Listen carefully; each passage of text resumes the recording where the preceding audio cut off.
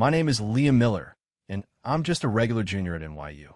If I hadn't gotten into a fight with my parents and had my allowance cut off, I never would have been desperate enough to become a tutor. Standing in front of the gate to a luxury apartment complex in Greenwich, I glanced down at the address on my phone, then back up at the building number. This was it. I took a deep breath, smoothed out the front of my reasonably clean button-down shirt, and pressed the buzzer. Coming. A soft, elegant female voice drifted through the intercom, and my heart suddenly started pounding. The door clicked open, and I froze. The woman standing before me wore a beige silk robe, her long hair spilling loosely over her shoulders. Her skin was so pale it was almost translucent.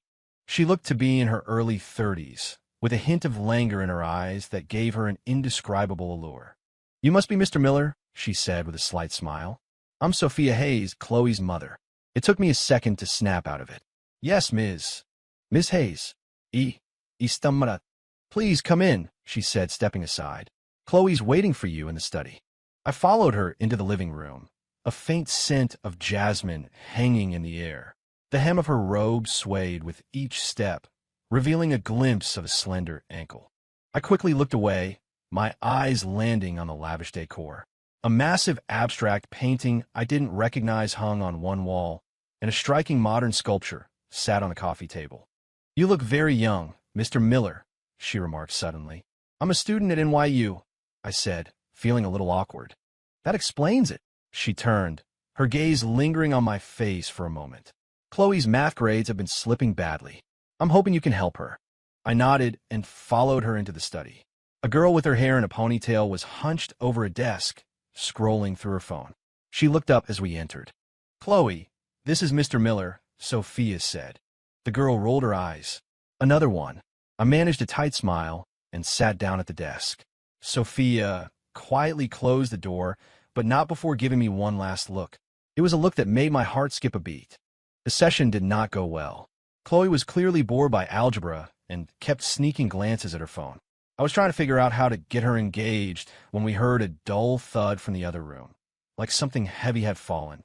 "Mom!" Chloe shot up from her chair. I followed her as she bolted from the study.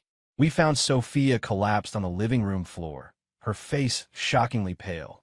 I rushed over to help her up. Her skin was ice cold to the touch. "Sophia? Miss Hayes?" Her eyes fluttered open. "My pills," she whispered weakly. "In the bedroom." I lifted her into my arms. She was impossibly light.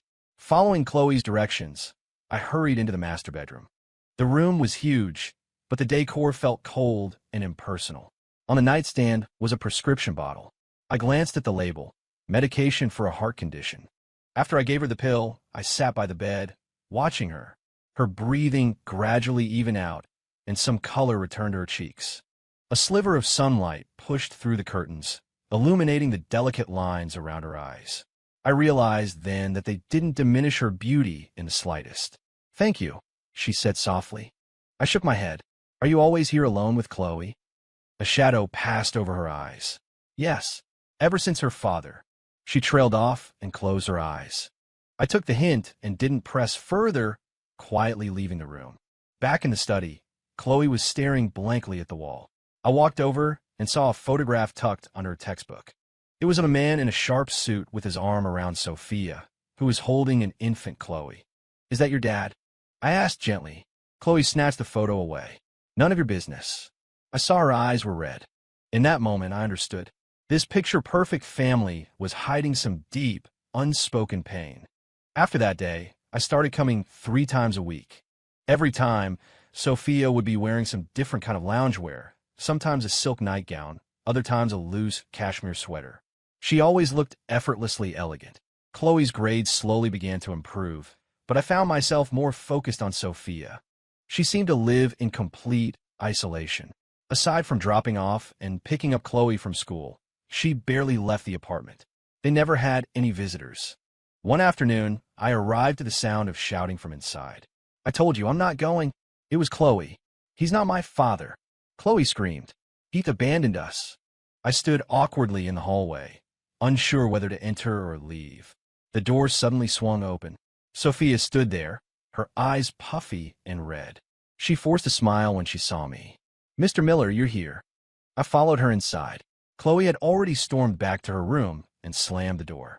Sophia walked over to the built-in bar and poured herself a glass of red wine. Want some? She swirled a glass. I shook my head. Are you okay, Miss Hayes? She took a sip, leaning against the counter. Liam, do you think I'm a bad mother? I was taken aback. Of course not. Chloe hates me. She cut me off because I couldn't give her a complete family. I didn't know what to say. I just watched her.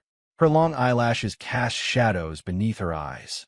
The wine stained her lips a deep crimson, making her face look even paler. The truth is, she suddenly moved closer, and her light perfume made my heart race. Her father is a very dangerous man. I could smell the wine on her breath and instinctively took a step back. Sophia, you've had too much to drink. She let out a small, bitter laugh and set her glass down. Yes, I have. As she turned, the tie on her robe came loose, revealing a smooth, white shoulder. I quickly averted my gaze. After that day, I started noticing strange things. Sometimes I'd arrive and see what looked like fresh scratches around the door lock. Sophia's phone would ring constantly with calls from a block number that she never answered. Even weirder, I often saw a black sedan parked near the complex, with someone inside who seemed to be watching the building. A month later, I was in the middle of a session with Chloe when we heard the screech of tires from the street below. Sophia's face went white. Chloe, go to your room, she said, her voice trembling. What's wrong? I asked. She didn't answer, instead rushing to the window. I followed, just in time to see that same black sedan parked at the curb. A man in an expensive suit was getting out and heading for the entrance. It's him. Sophia grabbed my arm. Liam, I need you to do something for me. Her hand was cold, and I could feel her shaking. Before I could process anything, she had pulled me into the master bedroom. Sophia, pretend to be my boyfriend, she said in a rush. Just for tonight. Please. Before I could even wrap my head around it, she was on her toes, pressing her lips against mine.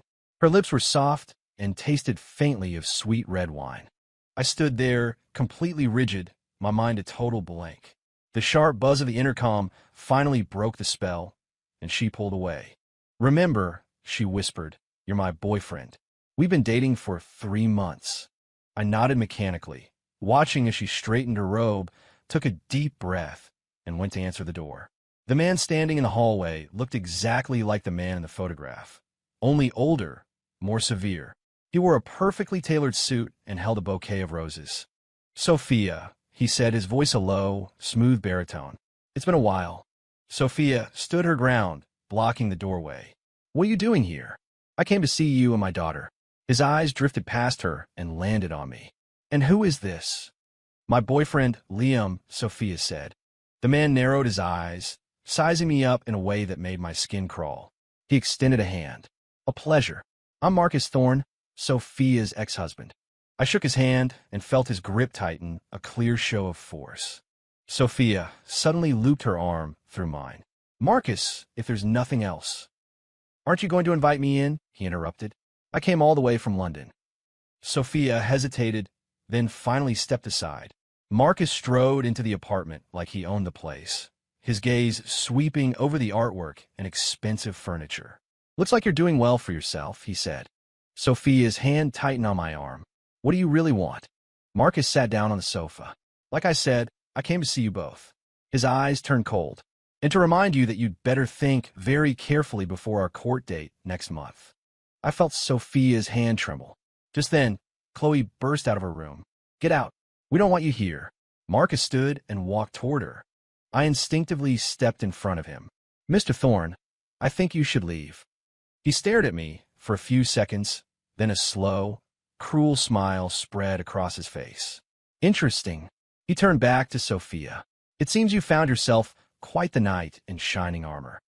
After he left, Sophia collapsed onto the sofa. I saw beads of sweat on her forehead and rushed to get her medication. Thank you, she said weakly after taking a pill. I knelt in front of her. Sophia, what is going on? She was silent for a long time before she finally spoke. He's a monster. It turned out Marcus Thorne was a wealthy businessman with an iron will to control everything and everyone around him. After the divorce, he never stopped harassing her, and now he was suing for full custody of Chloe. He only wants Chloe to punish me, Sophia said with a bitter laugh. He doesn't love her. I took her hand. I'll help you. She looked up at me, her eyes shimmering with unshed tears. Why? Because. I hesitated. I'm falling for you. The words were out before I could stop them. I was as stunned as she was. But seeing the shock on her face, I suddenly knew it was true. I stayed late that night. We sat on the balcony, her head resting on my shoulder as she told me her story. In the moonlight, her profile was breathtaking. Suddenly, we heard a car engine start below. We looked down and saw the black sedan was still there, a figure in the driver's seat staring up at us. Sophia gripped my hand. He hasn't left. I put my arm around her shoulder. Don't be afraid. I'm here. From that day on, I was a constant presence at Sophia's apartment. Officially, I was there to tutor Chloe, but really, I was there to protect them. Marcus's harassment became more frequent. Sometimes it was a string of calls in the middle of the night. Other times, it was a lavish bouquet of flowers left at the door with a threatening note. He even started having Chloe followed to and from school. One day, I arrived to find the apartment thick with tension. Chloe was locked in her room, and Sophia was sitting in the living room, staring at a document on the coffee table. What's wrong? I asked. She looked up, her eyes swollen. He had this delivered. I picked up the document. It was a psychiatric evaluation report. The conclusion stated that Sophia Hayes suffered from severe depression. This is impossible, Sophia said, her voice rising. He forged it. I took her hand. We could get a lawyer. It's no use, she said, her smile laced with despair. He has the money and the power to make anything happen. Just then my phone rang. It was an unknown number. When I answered, I heard Marcus Thorne's voice. Mr. Miller, care to have a chat? I glanced at Sophia and walked out to the balcony. What do you want? It's simple, he said. Leave Sophia, and I'll give you $1 million. I scoffed. You think money can solve everything? Young man, his voice turned to ice. Don't push your luck. Do you have any idea who Sophia really is? I paused. He continued. She's not some damsel in distress.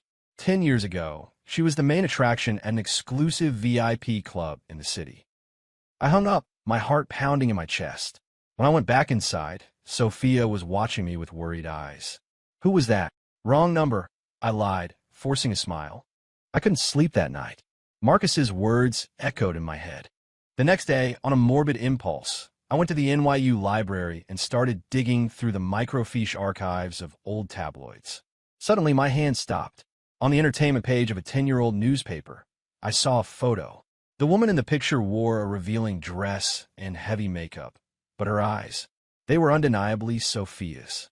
I walked back to my dorm in a daze, only to find Sophia waiting for me under a tree near the entrance. She was wearing a simple sundress and looked like a painting. What are you doing here? I asked, my voice unsteady. She walked over and gently hugged me. I missed you. As I breathed in her familiar jasmine scent, I realized nothing else mattered. So what if she had a past she wasn't proud of? The person she was now, that's who mattered. Liam, she said, looking up at me. There's something I haven't told you. My heart skipped a beat. The thing is, she bit her lip. I'm 8 years older than you. I laughed. I know. She looked at me, surprised. I cupped her face in my hands. I don't care about your past. I don't care about your age. I only care about you, right now. Tears streamed down her face, and I leaned in and kissed her. This kiss was different from the first one. It was tender and full of a feeling so deep it almost hurt. Neither of us noticed that across the street, Marcus Thorne was sitting in his car, watching us with cold, hard eyes. After that day, Sophia and I were officially a couple. Chloe seemed to accept it, even starting to call me Liam. But the peace didn't last long. One evening, I was studying in the library when I got a frantic call from Chloe. Liam, she sobbed into the phone. Mom collapsed. I dropped my books and ran all the way to their building. When I got there, Marcus was already in the living room, watching with cold detachment as paramedics loaded Sophia onto a stretcher. What did you do to her? I grabbed her by the collar. He shoved my hands off. I simply told her that if she continues to fight me, I will make sure she loses everything. I followed the ambulance to the hospital. Sophia was rushed into the emergency room. The doctor said it was a heart attack. Chloe cried in my arms, and I held her tight. a storm of helpless rage building inside me. In the early hours of the morning, Sophia was finally stable. I sat by her bedside, looking at her pale face, and made a silent vow to protect her no matter what. The next day, I went to see a friend who was interning at a law firm. He told me Marcus was using illegal methods to dig up dirt on Sophia to use in the custody hearing. But, my friend added, if we can find proof that he's breaking the law, we can turn the tables on him. I immediately thought of the black sedan. Through my friend connections, I learned the car was registered to a private investigation firm that was already implicated in several illegal wiretapping and stalking cases. Just as I was gathering evidence, Marcus made another move. One morning, a package arrived for Sophia. Inside were more photos from her past and a video. He's going to release this, Sophia said, trembling. He wants to ruin me, so I can never hold my head up again. I held her close. Don't worry, I have a plan. I arranged a meeting with Marcus at a coffee shop. I slid a folder across the table toward him. What's this? He asked, frowning. Proof that you hired private investigators to illegally stalk and wiretap Sophia, I said, along with records of your payments to a certain judge. The color drained from his face. If you bother Sophia again, I said coldly, this all goes to the police and the press. He stared at me for a long moment, then laughed. Impressive. You're really going all out for a whore. I shot to my feet. Watch your mouth. All right, all right. He held up his hands in mock surrender. I concede. But he leaned closer. Do you really know Sophia? Do you know why she has a heart condition? I froze. It's because... He lowered his voice. She wants. That's enough. Sophia was suddenly there. Her face was pale, but her eyes were defiant. Marcus, if you say one more word, I'll tell everyone what you did all those years ago. The smile vanished from Marcus's face. He stood, adjusted his suit jacket, and said, Fine, we'll see you in court. After he left, Sophia sank into a chair. I took her hand. What did he mean just now? She shook her head, tears falling. Liam, I'm so sorry. There's so much I haven't told you. I pulled her into a hug. It's okay. You can tell me when you're ready. On the day of the hearing, Sophia and I arrived at the courthouse early. She wore a simple black suit that made her look professional and poised. Chloe sat in the gallery, nervously wringing her hands. Marcus arrived with a team of high-powered lawyers, looking supremely confident. He shot us a smug grin. As soon as the proceedings began, his lawyer presented the photos and the video. The judge frowned, and a murmur went through the courtroom. Your Honor, Marcus's lawyer said, we contend that a mother with such a past is an unfit guardian for a child. Sophia's face was ashen. I squeezed her hand under the table. Just then, our lawyer stood. Your Honor, the plaintiff would like to call a witness. The door opened, and a middle-aged woman walked in. I recognized her as Maria, the family's housekeeper. Maria, our lawyer began. How long have you worked for Ms. Hayes? 3 years, Maria said. And Ms. Hayes is the best mother I have ever seen. She gets up early every day to make Chloe breakfast. She helps her with her homework every night. When Chloe gets sick, she stays up all night watching over her. Marcus's lawyer interrupted. Witness, are you aware that your employer used to be? Objection, our lawyer shot back. Irrelevant to the case. Sustained, the judge agreed. Next, we presented our evidence of Marcus's illegal stalking and harassment. His lawyer's expression soured. Just when it seemed the tide was turning in our favor, Marcus himself stood up. Your Honor, I have one more piece of crucial evidence. He produced a medical report. This is a psychiatric evaluation of Sophia Hayes, which shows she suffers from severe depression and has suicidal tendencies. The courtroom erupted. Sophia shot to her feet. That's a forgery. Is it? Marcus sneered. Then how do you explain your suicide attempt 3 years ago? I looked at Sophia in shock. She was shaking, tears streaming down her face. Suddenly, Chloe leaped up from her seat in the gallery and ran down the aisle. My mom didn't try to kill herself. It was you. You tried to kill her. The courtroom fell silent. The judge banged his gavel. Order. Young lady, please explain yourself. Chloe pointed a trembling finger at Marcus. That night, I heard my parents fighting. My dad said my mom was disobeying him and he had to teach her a lesson. Then I heard my mom scream, and I ran in and saw my dad with his hand around her neck. Sophia rushed to Chloe and held her as she sobbed. Marcus's face had turned to stone. "Your Honor," our lawyer said immediately, "we petition to have this case reviewed for criminal charges and request a warrant for the arrest of Mr. Thorne." The judge called for a recess.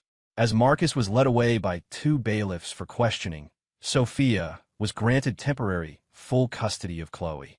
Walking out of the courthouse, Sophia suddenly collapsed. We rushed her to the hospital, where the doctor gave us stunning news. Sophia was pregnant.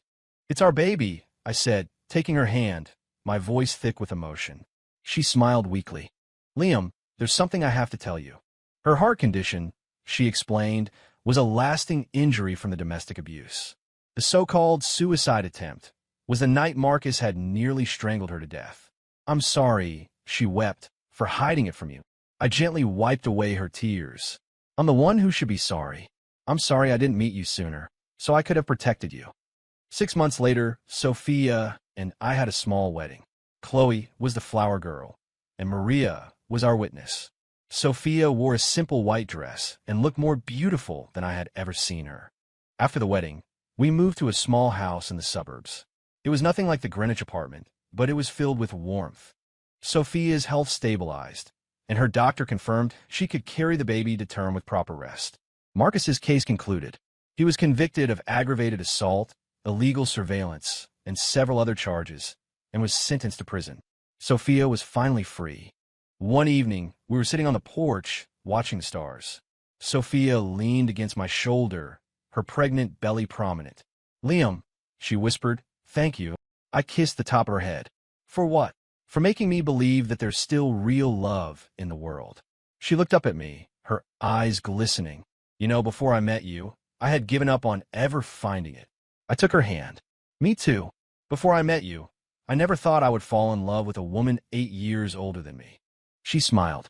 "Too late to back out now." "Never," I said, my voice full of certainty. A week before her due date, Sophia went into early labor. I scrambled to get her to the hospital and spent the next 6 hours pacing anxiously in the waiting room. Finally, a nurse came out, beaming.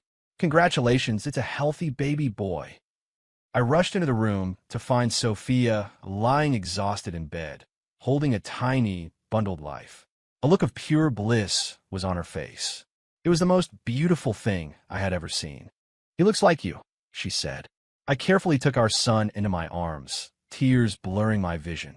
In that moment, holding him, I finally understood what it meant to have a family. After they came home, life became a chaotic, beautiful blur. I'd go to my last semester of classes during the day and come home to help with the baby at night. Sophia insisted on breastfeeding, and though it was exhausting for her, she said it was the most rewarding part of being a mother. Chloe, to my surprise, embraced her role as a big sister.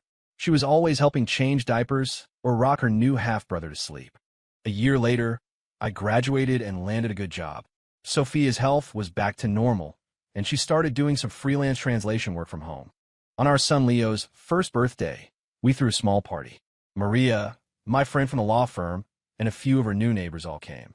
Looking around at the room full of laughter, Sophia said, "Liam, I feel so incredibly happy." I put my arm around her. "This is just the beginning." She leaned into me. "You know, I used to think my life was over, that I'd always be living in the shadow of my past. You showed me there was hope. You made me believe I could start over." I tilted her chin up and kissed her. "You're the one who taught me what real love is. Age, the past, none of it matters. All that matters is right now, and our future." Years passed, and our life found its steady, happy rhythm. My career took off, and Chloe got in her dream college. Our son, Leo, grew into a cheerful, energetic little boy who filled our house with endless joy. As the evening sun cast a warm glow across our backyard, I watched Chloe chase a laughing Leo across the grass. In that perfect, quiet moment, I knew I finally understood what happiness was. It was simply being with the people you love, sharing life's joys and sorrows, and walking hand in hand into whatever comes next. Sophia's story. My name is Sophia Hayes. For a long time, I never imagined I could have a life this peaceful, this happy. 10 years ago, I was the main attraction at an exclusive VIP club. I was young, beautiful, and completely lost. I was drowning in a world of superficial glamour until I met Marcus Thorne. He was charming, impossibly wealthy, and pursued me relentlessly. I thought I had found my fairy tale, but it was just the beginning of a nightmare. After we were married, Marcus's controlling nature began to surface. He forbade me from going out, from having friends, from even choosing my own clothes. I slowly realized I wasn't his wife. I was his property, another beautiful object to be displayed and controlled. The birth of our daughter, Chloe, gave me a flicker of hope. I thought a child might change him. I was wrong. He was cold and distant with Chloe, and his violence toward me only escalated. The night he tried to kill me, he was drunk. We argued, and he attacked me. As his hands tightened around my throat, I truly believed I was going to die. It was Chloe's screams that saved me. She ran into the room, clawing at him until he finally let go. I took Chloe and ran, but Marcus wouldn't let me go. He harassed me, threatened me, and then tried to take my daughter away from me. I was completely hopeless. I thought about ending my own life more than once. And then Liam appeared. The first time I saw him, I was struck by the honesty in his eyes. He was young and earnest, and he had a calming presence that I was drawn to immediately. I knew I shouldn't let myself feel anything for him. The gap between our worlds was too vast. But his kindness, his quiet strength, I couldn't resist it. The moment he kissed me, my heart felt like it was going to beat out of my chest. It was a feeling I never had before, warmth, safety, as if all the darkness in my life had suddenly vanished. But I was terrified. Terrified he would leave me if he knew about my past. Terrified I would taint his goodness. When he found that old newspaper photo, I thought my world would end. I expected him to look at me with disgust, to walk away like everyone else. But he didn't. He said, "I don't care about your past. I only care about you, right now." In that moment, I broke down and cried. I couldn't believe someone was willing to accept all of me, including the broken and shameful parts. The time I've spent with Liam has been the happiest of my life. He didn't just give me love. He gave me and Chloe a family, a home. He made me believe in love again and in the possibility of a better life. Finding out I was pregnant was both a joy and a terror. I was afraid my body wouldn't be able to handle it, afraid I would lose this happiness I had just found. But Liam was by my side through it all, giving me strength and courage. When our son was born, I looked at his tiny face and was filled with a profound sense of gratitude. Gratitude for a second chance. Gratitude for Liam, who taught me how to love and be loved again. Now, I can finally look back on my past without shame. The scars are a part of me, but they no longer define me. I am Sophia Hayes. I am Liam's wife. I am Chloe's and Leo's mother. Every morning, when I see the sunlight streaming into our home and hear the sound of my children's laughter, I feel an overwhelming sense of peace. I know how precious this life is, and I will cherish every moment of it. Liam often says our story is just beginning, and he's right. The future is long, but as long as he is by my side, I am not afraid of anything. Because love, I now know, can truly heal all wounds.